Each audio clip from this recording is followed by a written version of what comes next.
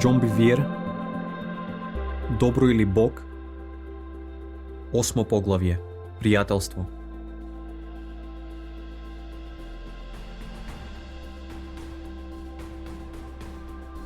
Нашето пријателство со Бог беше обновено преку смртта на неговиот син. Римјаните 5:10, динамичен превод. Она кон што твоето срце се прилепува и доверува, тоа всушност е твојот Бог. Мартин Лутер. Пријатели, сите ние ги имаме и уживаме во пријателството со нив. Како младо момче, Дени и Глен беа моите најблиски пријатели. Поголемиот дел од моето слободно време го поминував со нив. Спортувавме, возевме велосипеди, истражувавме, измислувавме игри, излегувавме заедно или едноставно ќе седневме некаде и ќе разговаравме. Нашите разговори се вртеа околу она што беше важно за нас во тие години. Други пријатели, девојки, училиштето, друштвените настани, атлетиката, планови за кариерата, како и мноштво на други теми.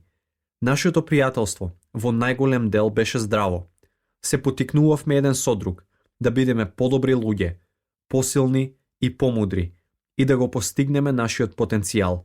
Се заштитувавме меѓусебно, си правевме услуги и си помагавме во тешките ситуации. Едноставно кажано, тие беа моите омилени луѓе со кои сакав да бидам. Што е со вас? Помислете на вашите пријатели во изминатите години. Запрашајте се, кои се клучните елементи на пријателството? Сигурен сум ќе се сложите дека поминувањето време заедно, меѓусебно поврзување и разбирање, делење на заеднички интереси, ова се работите кои се истакнуваат во пријателството. Љубовта, довербата, почитта, хуморот и меѓусебната привлечност исто така се од витално значење.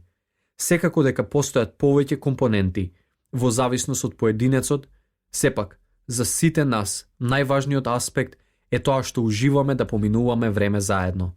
Светото писмо зборува позитивно за пријателството. Еден од моите омилени стихови е: како што маслото и темјанот ги радуваат сетилата, така и сладкото пријателство ја освежува душата. Поговорки 27:9, пораката. Ние не сме создадени за да бидеме сами. Пријателството не живнува и освежува. Ова беше главниот елемент кој недостасуваше во Божјото првобитно создание. Бог изјави: не е добро за човекот да биде сам. Создавање 2:18. Ние сме создадени на негово обличје, кое вклучува копнеж за пријателството и уживање во него. Но има и друга страна. Исус, Јаков и Јован зборуваат неповолно за едно конкретно пријателство. Слушнете ги уште еднаш зборовите на апостолот. Прелюбници и прелюбодејки. Зар не знаете дека пријателството со овој свет значи непријателство со Бог? Повторно ви велам, ако сакате да му бидете пријател на светот, му станувате непријатели на Бог. Јаков 4:4, динамичен превод. Неговиот тон не е само неповолен, туку директен, остар и силен.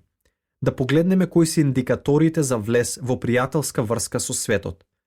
Во претходното поглавје научивме дека зборот филија се дефинира како да се биде пријател или да се спријатели и во себе ја содржи идејата да љубиш и да бидеш љубен. Енциклопедијата на библиски зборови понатаму наведува: во грчкиот свет идејата за пријателство била добро развиена.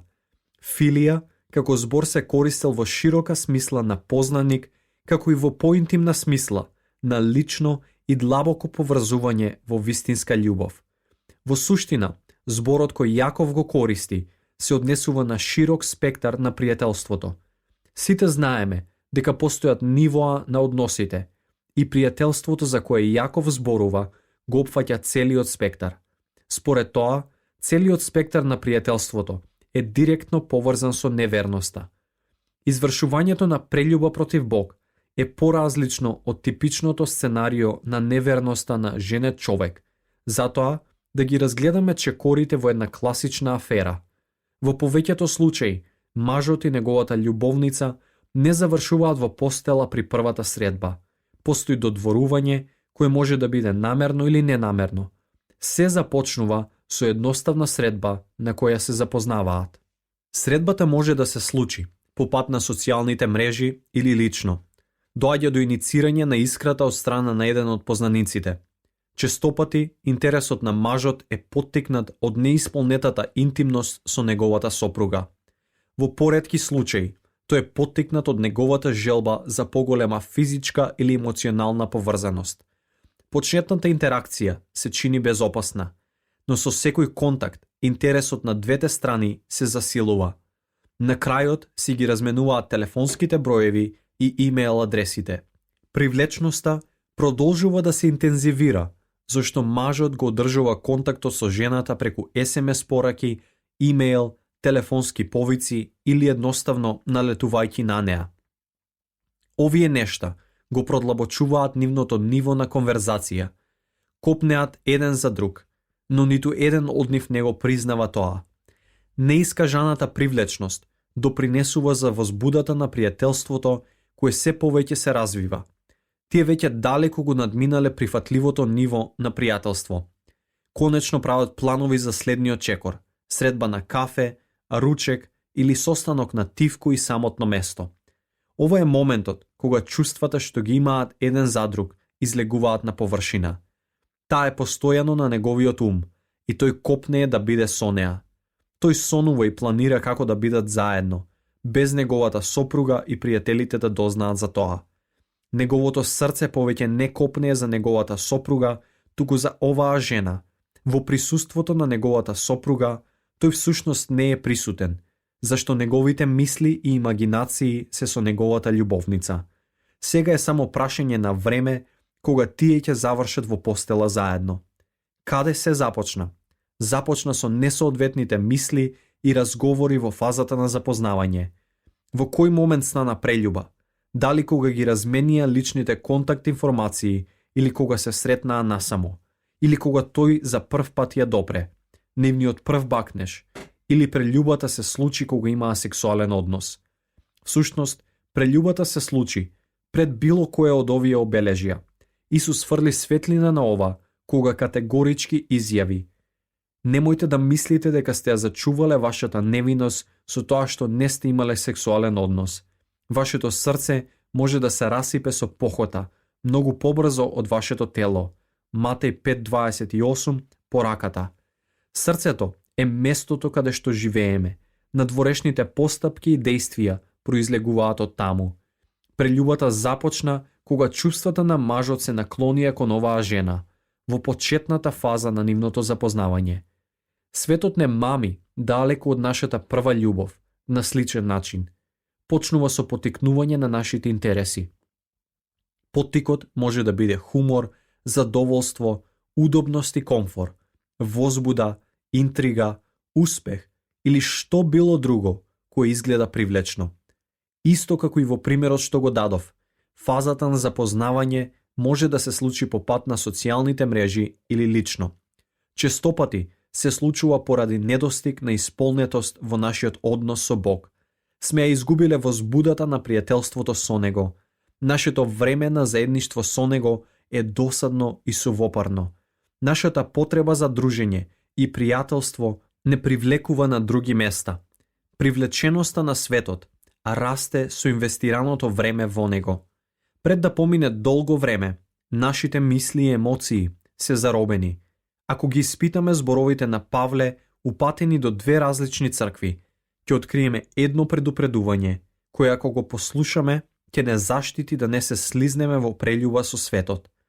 И така, ако сте воскреснале заедно со Христос, барајте го она што е горе, каде што Христос седи одесно на Бога. Мислете за небесното, а не за земното. Колошаните 3, 1 и 2. Дали внимателно ги прочитавте неговите зборови? Ако не, повторно прочитајте ги и обрнете посебно внимание на обележаните зборови. Барајте и мислете. Нашиот ум е насочен да размислува за она што го бараме. Пред да продолжам понатаму, ајде внимателно да ги разгледаме зборовите на Павле, упатени до римјаните. Повторно, обрнете внимание на зборот мислат. Луѓето што се раководат според својата телесна природа, мислат само на телесни работи.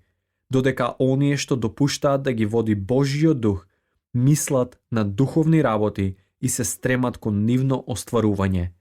Но раководењето според телесната природа води во смрт, а раководењето според Божјиот дух донесува живот и мир. Умот што се раководи од телесната природа е непријателски настроен спрема Бог. Тој не му се покорува на Божјиот закон, не може да му се покори. Римјаните 8, 5-7 динамичен превод. Како појдовна точка на интерес, забележете го зборот непријателство. Се работи за истиот грчки збор кој употребен во Јаков 4.4. Екстра. Речникот Стронг го дефинира како непријателство, причина за опозиција и спротиставување. Уште еднаш, Павле се обраќа на верник кој се поврзува со светот. Не е само мојата љубов за Лиса, тоа што ме спречува да не извршам прељуба. Се работи за тоа дека не сакам да се соочам со нејзиниот гнев. Јас ќе станам мета кон која ќе биде насочено нејзиното непријателство. Не сакам жената што ја љубам да биде гневна, разочарана и непријателски настроена спрема мене. Меѓутоа, оваа споредба не е ништо со она што Павле и Јаков зборуваат, зашто ниту еден христијанин при здрав разум не би сакал да се соочи со Божјото непријателство. Не заборавајте, Јаков и Павле им се обраќаат на верниците. Јона се соочи со Божјото непријателство и беше проголтан од голема риба. Самсон се соочи со Божјото непријателство и заврши во робство и го изгуби видот. Или се соочи и умре истиот ден кога загинаат двајцата негови синови. Има и други примери, како тие на Саул, Валаам, Јоав, Александар Ковачот и други. Да го налутиш Бог е лоша идеја. Ако сакате повеќе примери, земете ги во предвид коментарите на Исус упатени до црквите во Откровението во Новиот Завет. Се работи за цркви со наново родени верници.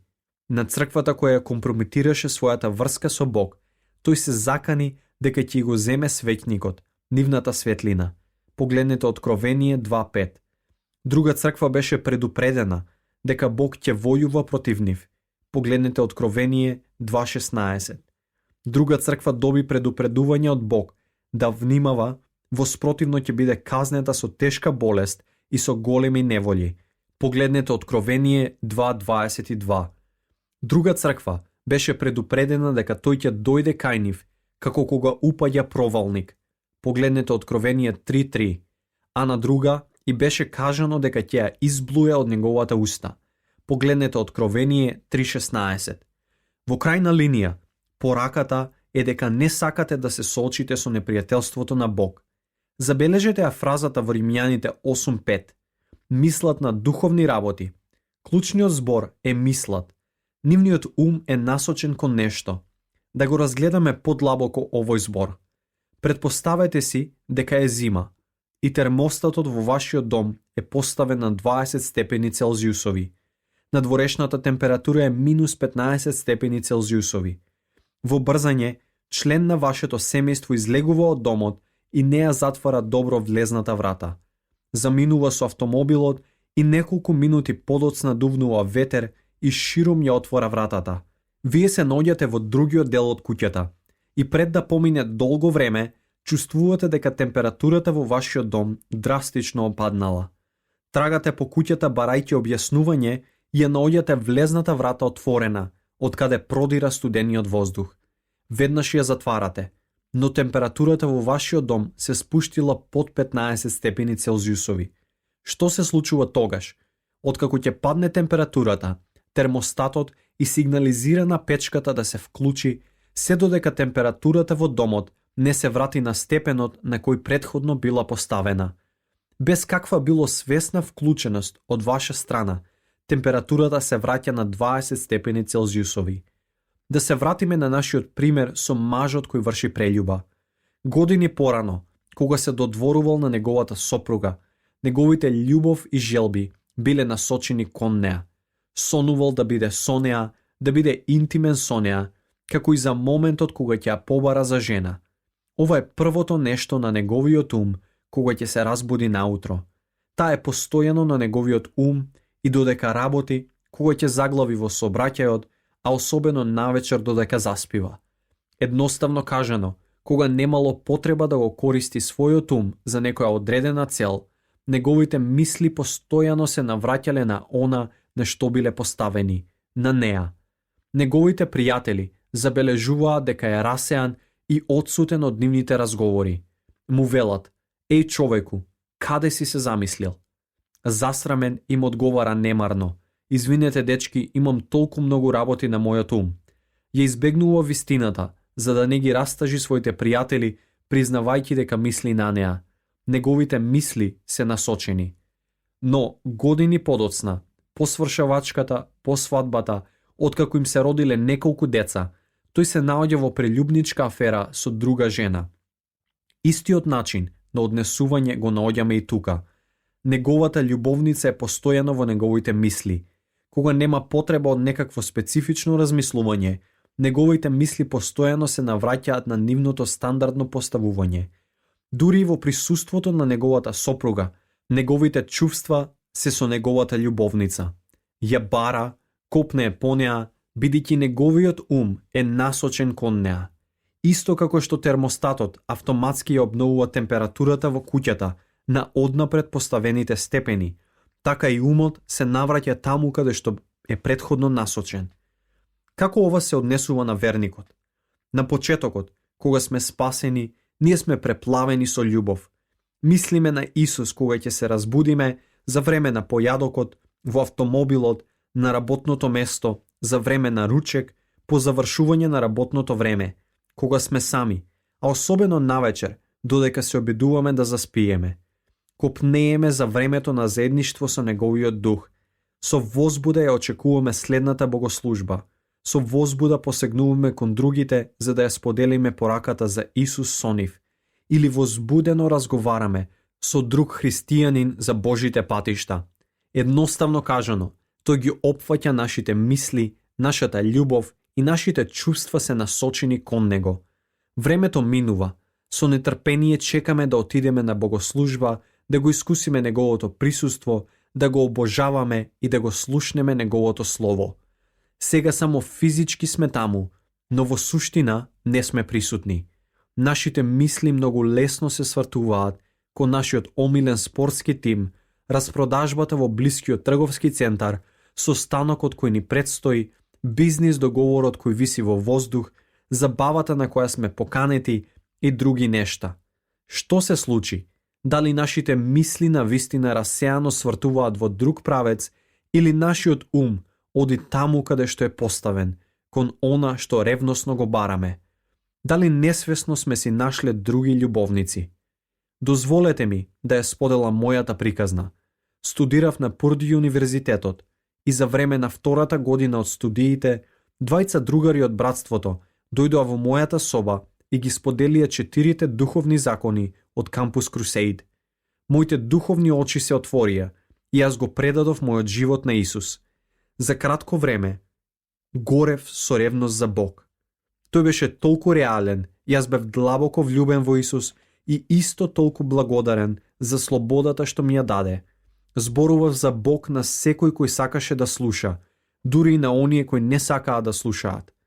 Браќата се обидоа да ме исфрлат од братството, бидејќи им зборував за Исус на луѓето кои доаѓаа на нашите забави.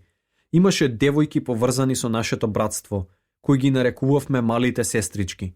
2 од нив беа биолошки сестри и двете имаа спиено со околу половина од вкупно 60 машки во нашето братство. Ако некој од браќата сакаше секс, знае дека овие 2 девојки се брза и лесна опција. Заедно со уште 2 пријатели, водевме во молитва една од сестрите и во рок од 24 часа таа ја доведе и својата сестра до Господ. Без да им кажеме нешто за нивното промискуитетно однесување, тие веднаш престанаа да имаат сексуални односи со браќата од братството. Наместо тоа, почнаа да им сведочат на момчињата со кои претходно имаа спиено. Браќата беа гневни, гледаа на мене како на водач, зашто во тоа време јас ги водев библиските поуки за целиот кампус во куќата на нашето братство. На крајот, потпредседателот дојде во мојата соба и ми рече: Џон, ќе те isfрлиме од братството.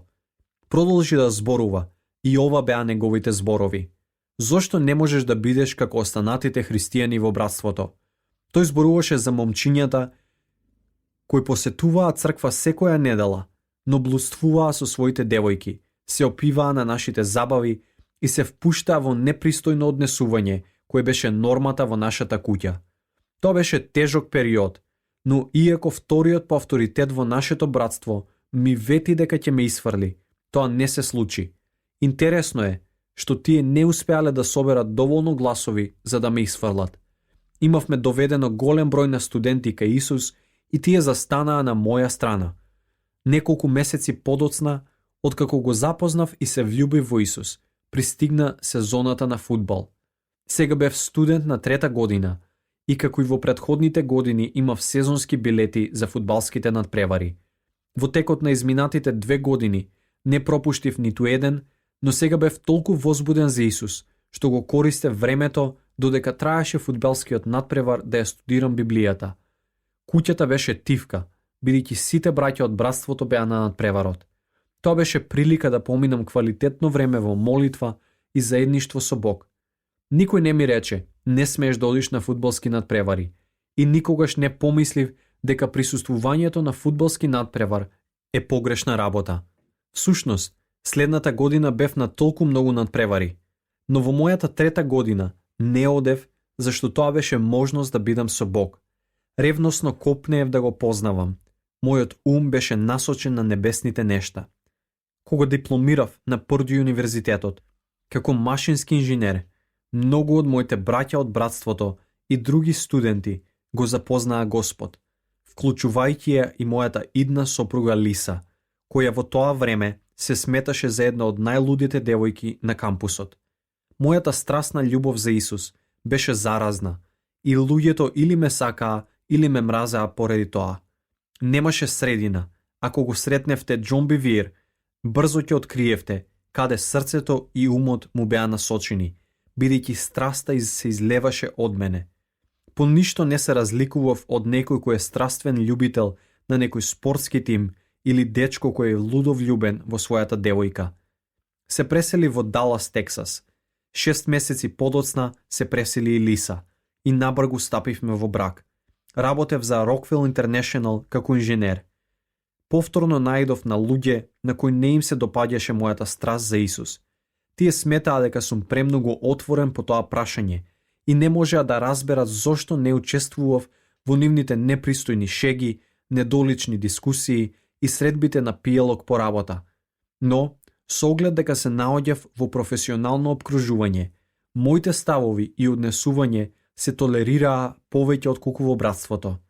22 месеци подоцна бев замолен да се приклучам на персоналот во нашата црква. Станува збор за една од најголемите и најпознатите цркви во Америка, која имаше интернационално влијание. Црквата имаше повеќе од 400 вработени за поддршка на евангелизаторските проекти, па кога ме замолија да станам дел од тимот, беше речиси надреално за мене. Се чинеше како следната најдобра работа по одењето на небо. Мислев дека со мојот прогон е завршено, бидејќи сега ќе работам со христијани. Нема повеќе да се соочувам со интензивните битки со кои претходно се борев во моето братство и во Rockwell International. Во тоа време, Dallas Cowboys беше еден од најдобрите тимови во националната фудбалска лига. Не бев голем фан на овој клуб, бидејќи порасна во Мичиген, но го слушав персоналот како зборуваат за Cowboys секој понеделник. Со кафе во раката, ќе се собереа заедно и со голема страст зборуваа за статистиката на преварот од претходниот ден, за големите потфати, за победата или за губата. Од љубопитност почнав да ги следам Dallas Cowboys на телевизија. На почетокот гледав 1 до 2 четвртини од надпреварот. Ми се допаѓаше да ги гледам бидејќи беа интересни. Но имав и друга корист од тоа. Ми даде можност да се вклучам во интелигентна дискусија за надпреварот со луѓето во канцеларијата на црквата. Сето тоа започна навидум невино и безопасно. Но по некое време, мојот интерес за каубоите се засили и почнав да го гледам целиот надпревар. Со голем жар му зборував на телевизорот. Навивав, а понекогаш им викав на играчите. На крајот, дојдов до место каде што не пропуштав ниту еден надпревар, ниту дел од него. Дури и надвор од сезоната, моите соработници и јас продолжувавме со разговорот за регрутирање на нови играчи и колку добри ќе бидат каубоите следната година. Често размислував за тимот, дури кога не дискутирав за статистиките со пријателите. Станав ревносен фан на тимот. Штом ќе пристигнеше следната сезона, бев обземен со возбуда. Секоја недела, по богослужбата, брзав да се вратам дома и да го пуштам телевизорот. Седев како закован за телевизорот, иако бев се уште облечен во неудобна облека, костум и вратоврска, и имав потреба да одам во тоалет. Но, не сакав да пропуштам ниту еден момент од надпреварот. На полувремето одев во мојата соба да се пресоблечам. Ако на Лиса и беше потребна помош околу нешто, можеше слободно да заборави на тоа, зашто, драга, каубоите играат. Јадевме за време на паузата, по завршувањето на надпреварот, но никогаш додека тие играа. Веќе ги знаев сите статистики, внимателно ги разгледував и постојано размислував како можат да ја подобрат својата игра. Сега јас бев тој кој го предводеше разговорот на работното место. Се фалев за настапот на одредени играчи на денот на надпреварот. Разговорот не се водеше само во понеделник, ден по надпреварот, туку во текот на целата недела. Имаше луѓе во мојата црква кои имаа сезонски билети и со задоволство ја прифаќав секоја понуда да одам на надпревар. Да преминеме на следната сезона, една година подоцна. Кратко време претходно молев нешто што мислев дека е доста едноставно и навидом беззначајно. Меѓутоа, не сватив дека ќе ми го промени животот. Мојата молитва беше: Господе, те молам, очисти го моето срце. Сакам да бидам свет, издвоен за Тебе, и ако има нешто во мојот живот од кое не си задоволен, те молам, изложи го и отстрани го од моето срце. Немав представа за длабочината на оваа молитва и што ќе биде откриено. Фудбалската сезона се приближуваше кон крајот, а со тоа и самото финале. Дојде денот на клучниот надпревар. Каубоите играа против Орлите од Филаделфија. Победникот ќе оди во самото финале, додека губитникот испаѓаше од надпреварувањето. Бев како закован за телевизорот. Стоев на нозе наместо да седам на каучот. Надпреварот беше при крај и напнатоста на играта не ми дозволуваше да седам. Се играше последната четвртина и преостануваа уште само 8 минути. Каубоите губеа со 4 поени. Звездата на тимот, одбранбениот бек, го придвижи тимот по теренот. Се движев нервозно по собата, вика фрустрирано поради слабата игра на тимот и реагирав со голема радост кога ќе направеа одличен потек. Неизвестноста беше возбудлива. Наеднаш, без никаква најава, Божиот дух ме поттикна да се молам.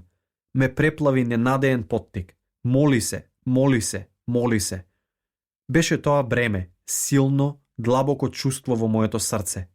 Од искуство веќе знаев дека ваквиот поттик доаѓа кога Божиот дух сака да не повлече насамо да се молиме. Лиса не беше во близина, па реков гласно: Господе, останаа само 8 минути од надпреварот. Ќе се молам кога ќе заврши. Поттикот продолжи, не попушташе. Поминаа неколку минути. Се уште настојував да се ослободам од чувството. И извикав: Господе, ќе се молам 5 часа кога ќе заврши надпреварот. Останаа само 6 минути. Играчите ја движеа топката по теренот. Знаев дека ќе успеат да се вратат во игра и да победат во овој важен надпревар. Меѓутоа, поривот да се молам не ме напушташе. Напротив, стануваше посилен. Бев фрустриран. Не сакав да престанам да го гледам надпреварот. Реков на глас: Господе, ќе се молам до крајот на денот, дури и во текот на ноќта, ако тоа е она што го посакуваш. Го изгледав крајот на надпреварот. Каубоите победија и стадионот беше наелектризиран од возбуда. Се придружив на славењето на публиката. Меѓутоа му дадов ветување на Бог. Веднаш го исклучив телевизорот, се качив по скалите и влегов во мојата канцеларија, ја затвори вратата и клекнав на подот да се молам.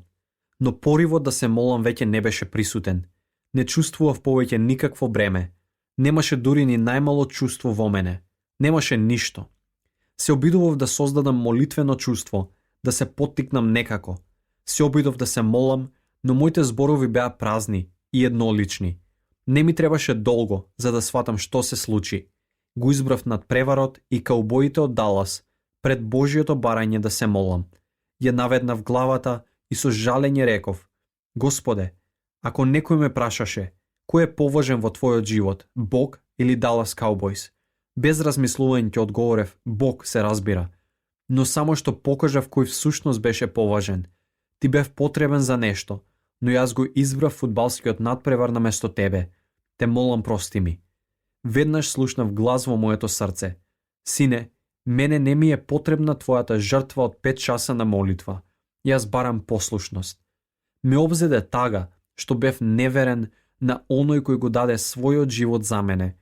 И го направив тоа поради нешто од овој свет, што ги храни срцата, душите и мислите на оние кои немаат друг извор на живот.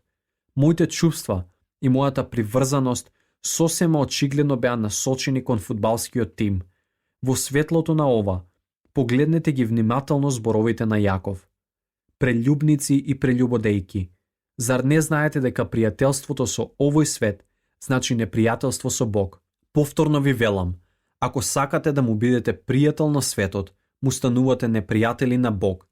Што мислите дека кажува писмото, кога вели дека духот што Бог го поставил во нас е исполнет со завист, љубомора? Приближете се кон Бог и тој ќе се приближи кон вас.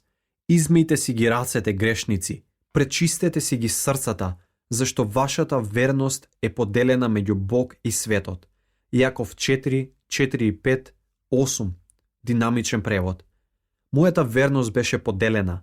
Верноста е идентификувана преку одлуките што ги правиме, а не преку зборовите што ги изговараме.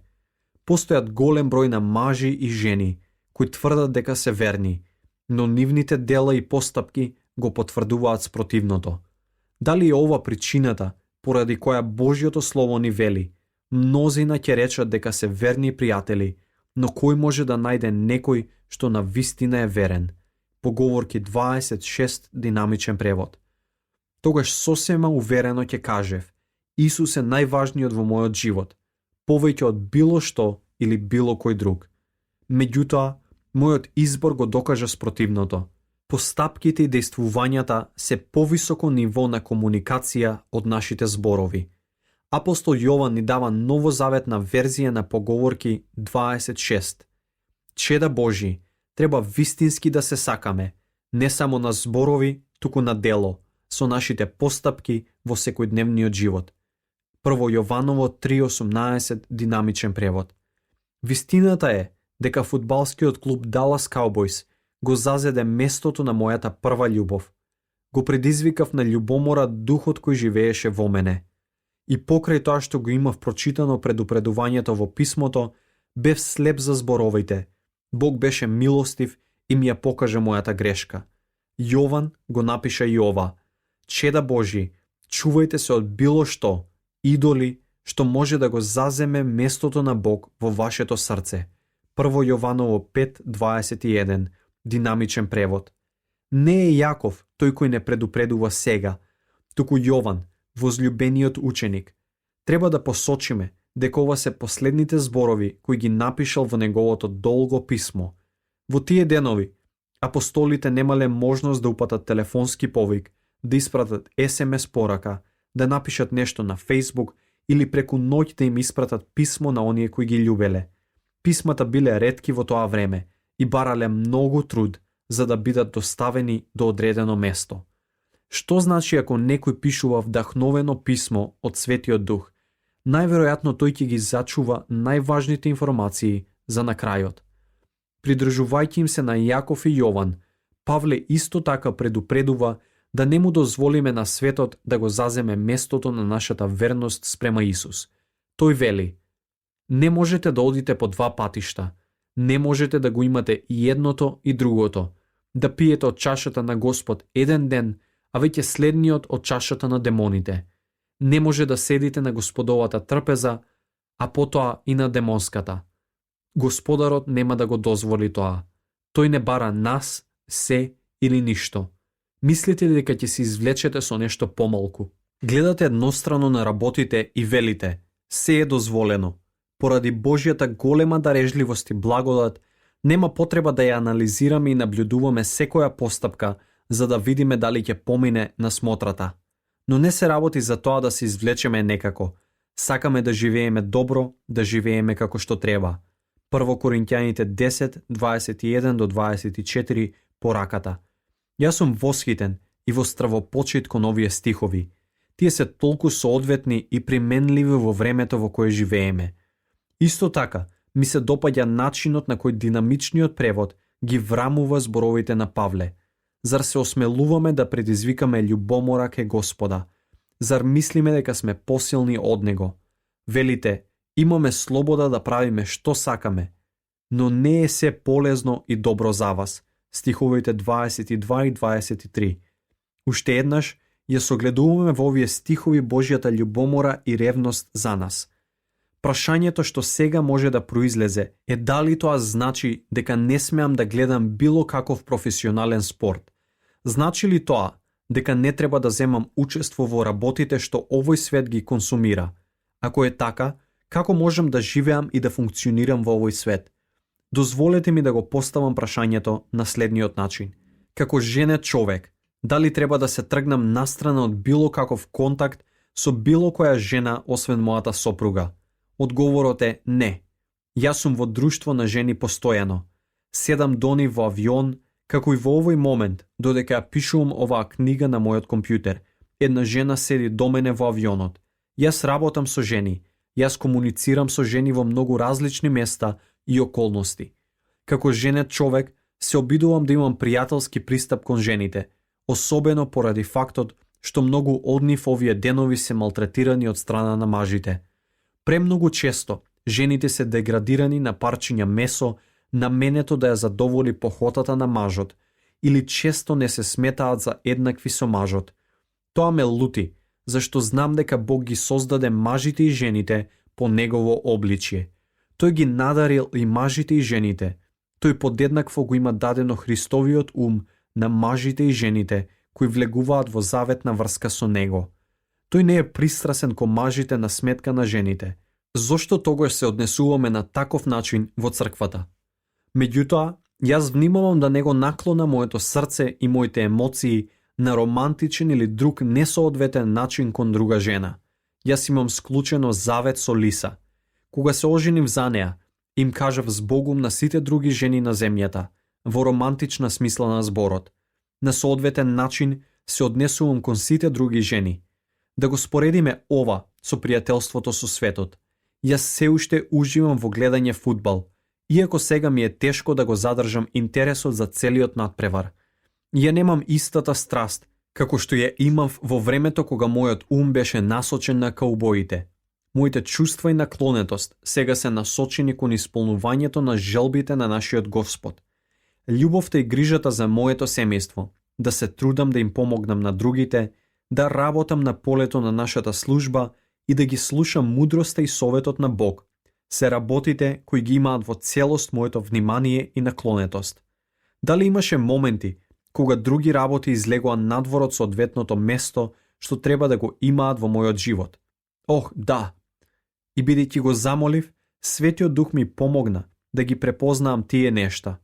Голфот, храната, филмовите, дури и службата што ја вршам, беа некои од работите со кои требаше да се справам, дури да престанам да ги правам за одредено време, со цел моите чувства и наклонетост да се вратат на вистинското место. Кога мојата љубов за голфот излезе надвор од контрола, Светиот Дух ме поттикна еден ден да му го подарам целиот комплет на палки на еден пастор. Зашто Духот побара од мене да го направам тоа? Едноставно кажано, голфот не беше надвор од контрола во животот на тој пастор, но беше во мојот. 1 година и половина не играв голф и тогаш Бог му ставил на срцето на еден професионален играч на голф да ми ја даде неговата опрема за голф, вредна $1000. Бев збунет. Овој професионален играч на голф и човек на молитва ми рече: Џон, знам дека треба да го направам ова. Неколку месеци подоцна, еден пастор кој помогна во отпочнувањето на она што денес е познато како најголемата црква во светот, во Јужна Кореја, ми кажа дека Бог му ставил желба во срцето да ми подари еден комплет на палки за голф. Во тој момент, навистина бев збунет. Го прашав Господ, што да правам со сите овие комплети на палки за голф. Играј голф, го слушнав одговорот во моето срце. Но пред 1,5 година, ти побара од мене да ги дадам сите мои палки. Го слушнав Бог како ми вели. Голфот не е повеќе надвор од контрола во твојот живот. Тој е сега само рекреација и уживање за тебе. Од тогаш играм голф. Бог го користи голфот да ми донесе одмор и освежување. И како прекрасен начин да се поврзам со моите синови, водачите на другите цркви и партнерите во службата. Всушност, во последните 3 години, пред пишувањето на оваа книга, повеќе од $3 милиони наменети за меѓународни мисиски проекти беа донирани на нашата организација преку играњето голф со пријателите и партнерите на нашите голф турнири. Ако во целост престанев да играм голф во мојот живот, тоа немаше да се случи. Ние никогаш не треба да се плашиме кога Бог ќе побара послушност од нас. Всушност, многу е лесно да му бидеме послушни кога неговото барање е усогласено со нашата страст, воспротивно е напорно. Јаков јасно го прикажува она што предизвикува љубомора кај Божиот дух, пријателството со светот. Опфатив еден аспект што подразбира пријателство со светот, но има и други. Во следното поглавје ќе дискутираме за главната причина, но во овој момент важно е да видиме како треба да возвратиме кога нашите чувства и наклонетост се погрешно насочени. Да го погледнеме советот кој Јаков го дава на верниците, кои се слизнале во несоодветен однос со светот. Измијте си ги рацете, грешници, пречистете си ги срцата, зашто вашата верност е поделена меѓу Бог и светот. Плачете поради тоа што го направивте, тагувајте и жалете. Јаков 4, 8 и 9, динамичен превод. Откако Бог ми откри што направив, избирајќи ги Dallas Cowboys пред молитвата, искусив длабока тага. Сватив дека го повредив оној кој го даде својот живот за мене преку несоодветната врска што ја имав. Неодамна разговарав со еден човек кој извршил прељуба против неговата сопруга и беше обновен по неговиот пат. Тој сподели со мене како грешел во текот на 6 месеци и додека ми зборуваше плачеше изобилно. Тој е силен маж, поранешен фудбалер, успешен бизнисмен и дефинитивно не е тип на маж кој плаче. Бев изненаден додека го наблюдував овој мажествен маж како плаче. Тој не плачеше поради тоа што мислеше дека не му е простено од Бог или сопругата. Всушност, неговиот брак сега беше подсврст од кога било порано. Тој плачеше поради фактот дека и го направил ова на личноста која длабоко ја сака. Тој тагуваше што и предизвикал таква болка. Беше вредно за почит да се види длабочината на неговите чувства и грижа за неа. Однесувањето на овој човек прикажа една вистина. Тоа е истото однесување кој вистинскиот верник треба да го има поради неговата несоодветна врска со светот. Впрочем, како што напише и Јаков, тагувајте и жалете. Овој човек не ја препиша вината на неговата сопруга и му беше на вистина жал. Беше освежување да се види неговата искрена понизност. Сум разговарал и со други кои извршиле прељуба против нивните сопруги, но нивната реакција беше различна. Некако во нивната исповед или сведоштво, тие го поврзаа недостатокот на љубов или грешките на нивните сопружници како дел од причината за прељуба. Писмото зборува за побожна тага и световна тага. Погледнете 2 Коринќаните 7:10. Цар Давид беше пример за побожна тага. Тој беше во длабока тага, бидејќи го повреди оној кој го љубеше, извршувајќи прељуба и убиство. Тој извика: против тебе, само против тебе сгрешив и пред тебе зло извршив. Псалм 51:4. Тој плачеше и тагуваше со денови и воопшто не се грижеше за тоа што мислат неговите слуги за начинот на кој тагува. Тој не се обидуваше да го сочува образот, неговото срце беше скршено и тогаш беше обновен. Царот Саул беше поразличен.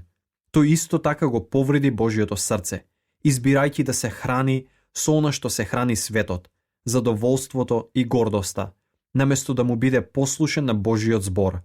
Тој исто така тагуваше за она што го направи, но неговата тага го вклучуваше фактот дека беше фатен, беше јавно засрамен пред оние кои требаше да го почитуваат и се соочи со можните последици за неговото владење. Тагата на Саул беше световна. Тој не излезе од неа чист, како Давид и поранешниот фудбалер. Саул беше измамен и со нечисти мисли. Тоа се промени за кратко време, но на крајот неговите вистински мотиви се покажаа гордоста и себичноста. Неговиот начин на размислување никогаш не беше вистински променет. Апостол Павле изјави: тагата која Бог сака да ја искусиме не оттргнува од гревот. 2 Коринќаните 7:10, динамичен превод. Оваа тага е дадена од Бог и таа е вкоренета во нашата љубов кон Него.